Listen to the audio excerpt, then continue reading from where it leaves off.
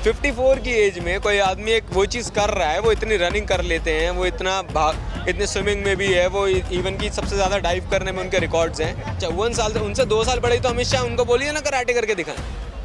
हम उनको भी युवा बोल देंगे, लेकिन बोले तो कराटे करके फर्क नहीं है किसी चीज़ से कि मैं किस राजा का बेटा था, कि मेरे बाप भी प्रधानमंत्री थे, मेरी दादी भी प्रधानमंत्री। वो चाहता तो वो एक राजा की ज़िंदगी जी सकता था, लेकिन उसे पता था कि इस देश को चलाने के लिए ज़मीन पर उतरना पड़ेगा। वो 2004 के अंदर भी प्रधानमंत्री बन सकते थे।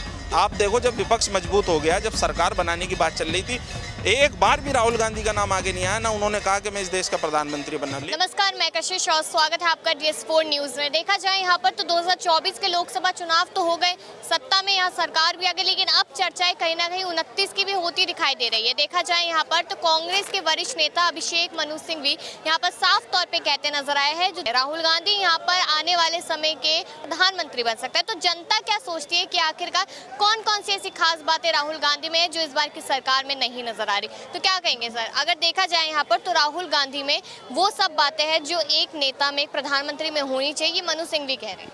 हाँ, वो पीपल्स लीडर वाली बात है ना, कि मतलब एटलीस्ट वो लोगों के बीच में आ तो रहे हैं।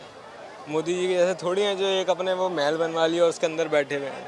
कम से कम लोगों के बीच में निकल रहे हैं, उनकी खामियां क्या, दिक्कतें हैं, क्या चीज़ें लोगों के बीच में उनको दिक्कतें फील हो रही हैं, कैसे बच्चों को एग्ज़ाम में क्या प्रॉब्लम हो रही है, उनके बीच में जाके बात कर रहे हैं।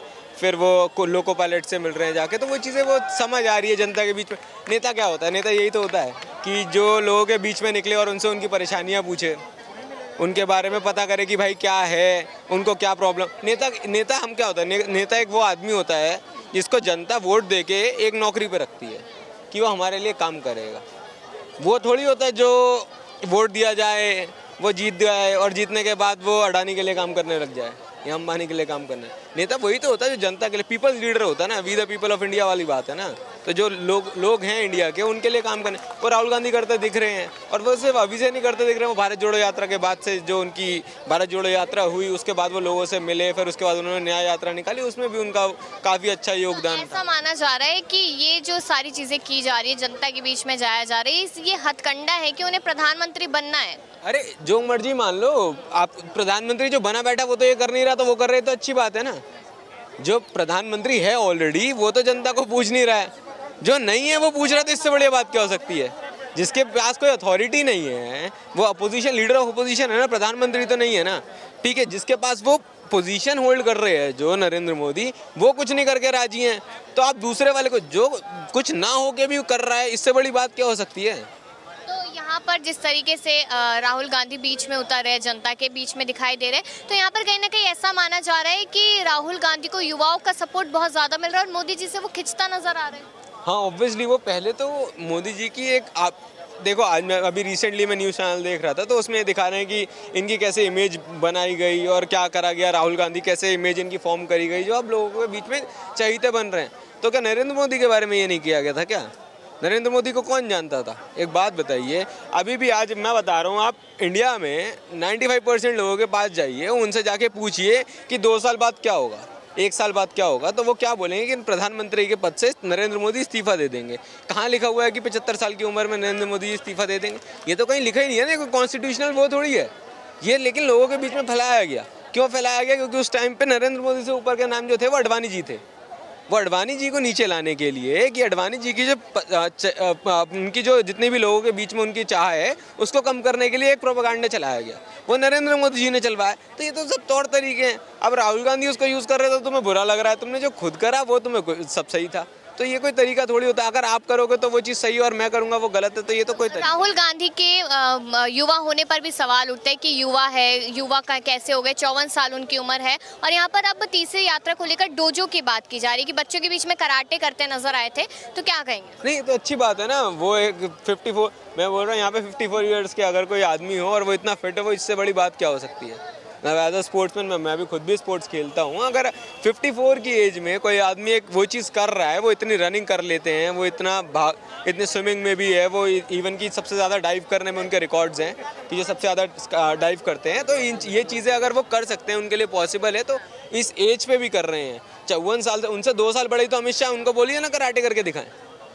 हम उनको भी युवा बोल देंगे, लेकिन बोले तो कराटे करके दिखाएं।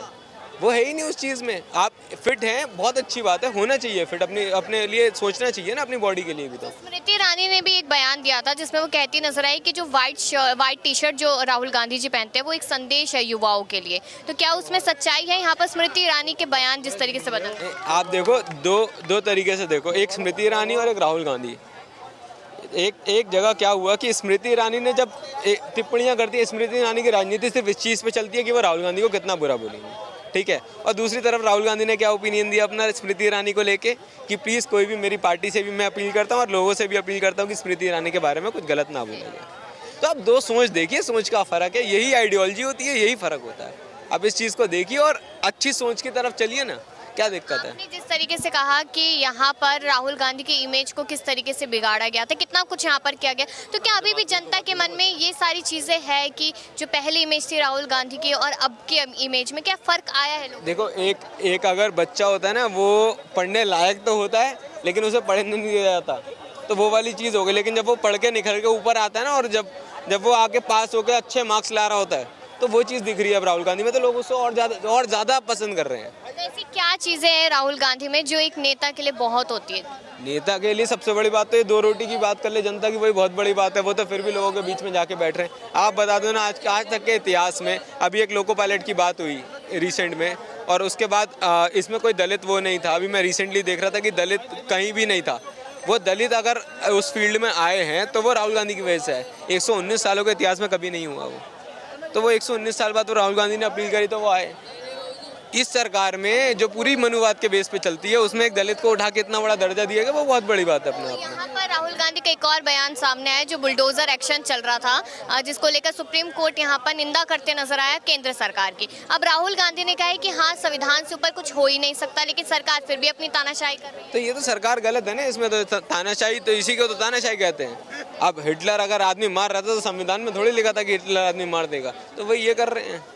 आप सिंपल सी बात है ना, ये कोई तरीका थोड़ी होता है। अगर एक मेरा घर है, मेरे घर में 10 लोग रहते हैं और 10 में से अगर एक आदमी कुछ गलत कर देता तो ये थोड़ी 10 का घर उजाड़ दोगे आप। और घर उजाड़ने का राइट्स किसने दे दिया आपको? आपके पास लीगल राइट्स हैं कुछ? आपका इलीगल कंस्ट्रक्शंस है, आपका इलीगल कंस्ट्रक्शंस हो या फिर कोई चीज़ हो तो उसके बाद तो समझ भी आता है। और सिर्फ आप, अगर वो इलीगल कंस्ट्रक्शन, आप गुजरात में घर तोड़ रहे हो, आप यूपी में घर, अरे आपकी सरकार थी तब तो वो बने, आप रोकते ना उनको बनने से।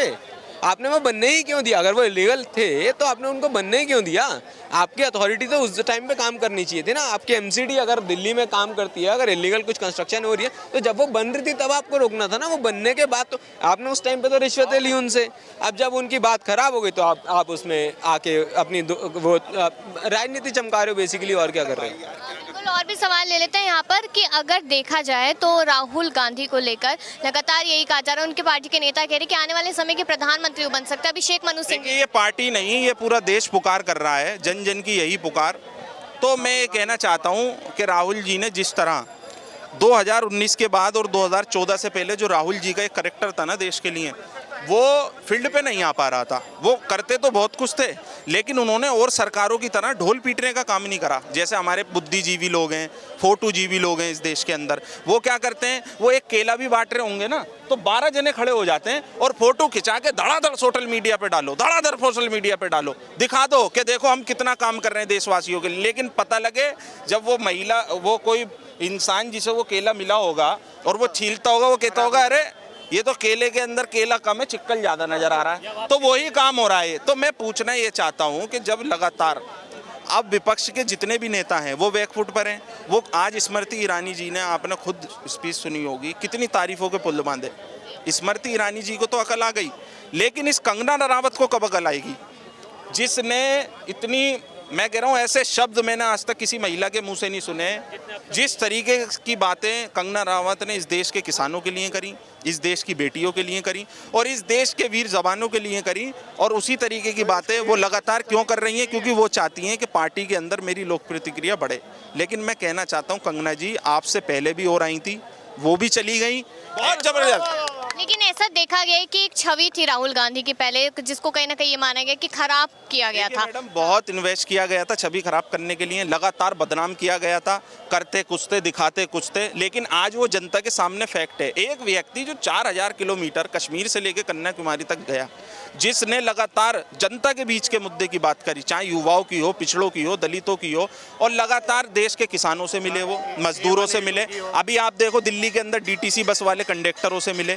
कहीं ना कहीं वो अपना फील्ड वर्क देते रहते हैं। एक जनप्रतिनिधि का यही काम होता है। लेकिन एक व्यक्ति जो सिर्फ पूंजीपतियों की बात करता है इस देश के अंदर, वो ओपिनियन आने से पहले बताता है फला शेयर खरीदो, तो कहीं ना कहीं इस देश की जनता समझदार है कि भाई जियो के रेट क्यों बढ़ जाते हैं चुनाव आने के बाद में, खत्म होने के बाद।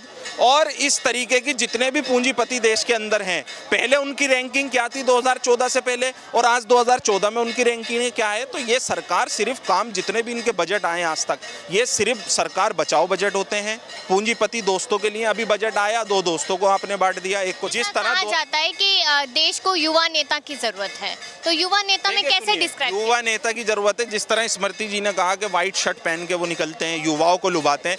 मैं कहना चाहता हूं, आपको वो व्हाइट शर्ट तो दिख गई, लेकिन जब टेम्परेचर 2 डिग्री था देश का, वो व्यक्ति जब भी कश्मीर की उन सड़कों के ऊपर पैदल चल रहा था, क्या उस आदमी को ठंड नहीं लगती? आपने वो मेहनत नहीं देखी जमीन की राहुल गांधी की, आपने सिर्फ व्हाइट शर्ट देख ली। और मैं बताना चाहता हूं, बात जिस और जवानी चलती है उस और जमाना चलता है। एज की भी बात होती है। जिस तरह स्वर्गीय इंदिरा गांधी जी ने इस देश के लिए जो करा, अपना बलिदान दिया, आज तक मुझे बता दो किसी नेता ने करा हो। लगातार ये लोग सिर्फ नेगेटिव बात करते हैं, देश के अंदर नफरत का माहौल ऐसा गर्म कर देते हैं। ये उस व्यक्ति ने कहा था कि नफरत के इस माहौल में मोहब्बत की दुकान खोल रहा हूँ। 2 घंटे बाद जम्मू की लिस्ट वापसी ले ली इन लोगों ने। क्यों? क्योंकि वहाँ जब प्रदर्शन हुआ उनके प्रदेश अध्यक्ष के ऊपर और कहा कि भाई आप भारी लोगों को ला रहे हो। भारतीय जनता पार्टी तो यही करती है, जो मेहनत 40-40 साल से कर रहे हैं, जो सन 86 से वहाँ पर्ची काट रहे हैं पार्टी की, उन लोगों को टिकट ना देकर आप बाहर से लोग बुलाते हो, उनसे राजनीति करवाते हो। तो भारतीय जनता पार्टी का फैक्ट अब पब्लिक के सामने आ गया है। अब आप देखना, चाहे हरियाणा का चुनाव हो, जम्मू का हो, बिल्कुल सोपड़ा साफ होने वाला है। कहीं ना कहीं अभी यहाँ पर राहुल गांधी की तीसरी यात्रा को लेकर भी चर्चा चल रही है, जिसमें डोजो की बात हो रही है कि कराटे करते हुए नजर आए बच्चे। तो क्या ये निशानी है? आदमी करता है कराटे। देखिए इस तरीके फील्ड कभी हम देखते हैं वो किसी स्विमिंग पूल के अंदर सैर कर रहे हैं, कभी डिप्स लगा रहे हैं, कभी बारिश आ रही है, बांसड़ चल रहा है अपना लगातार। उन्हें फ़र्क नहीं है किसी चीज़ से कि मैं किस राजा का बेटा था, कि मेरे बाप भी प्रधानमंत्री थे, मेरी दादी भी प्रधानमंत्री थी, एक अरसे तक हमारी पार्टी ने देश पर राज करा। वो चाहता तो वो एक राजा की ज़िंदगी जी सकता था, लेकिन उसे पता था कि इस देश को चलाने के लिए ज़मीन पर उतरना पड़ेगा, जब भी इस देश की जनता सम्मान करे। क्योंकि जिस तरह भारतीय जनता पार्टी ने लगातार बदनाम करने का काम करा, 2004 के अंदर वो व्यक्ति राजनीति में आया था। आने के बाद उसने कभी ये नहीं करा कि भाई तू पीछे हट, मैं आ गया हूँ, तू पीछे। वो चाहता तो 2014 में भी, वो 2004 के अंदर भी प्रधानमंत्री बन सकते थे।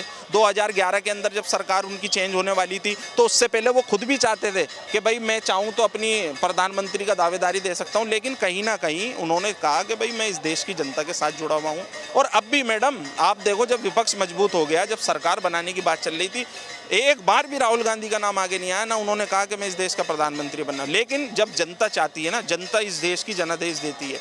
क्योंकि बाबा साहब के संविधान को मानने वाले लोग जब चाहते हैं जिसको सत्ता में बिठाते हैं, लेकिन वो सत्ताकारी जब हिंसा के अंदर बदल जाता है, तो कहीं ना कहीं फर्कें आने लगती हैं सरकारों के अंदर, और ये तानाशाही खत्म करने का काम होगा अब देश में।